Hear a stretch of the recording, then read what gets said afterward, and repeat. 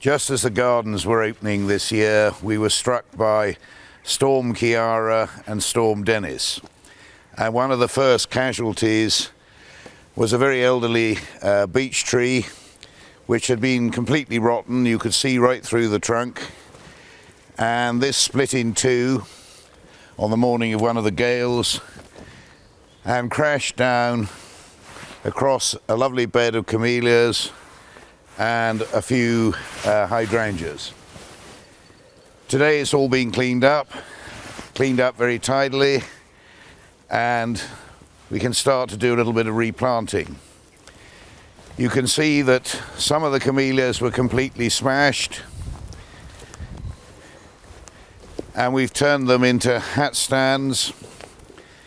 They will reshoot vigorously, and actually they won't have taken any harm from that. If you look further down, you can see other camellias which survived, and those we've turned into hat stands. The wood will soon all go in for the burning up in the house in the years to come. And it's also, suddenly when we look up, this area was in total shade, and today it's in full sun, or dapple shade anyway. So we've been able to plant some more rhododendrons. And here's a tip for you.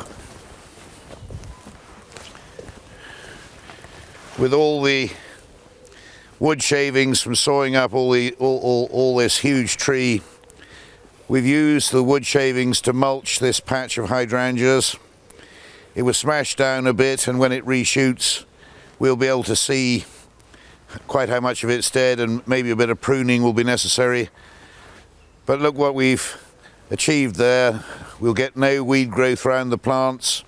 They'll be clean and tidy, and we've made use of a natural resource to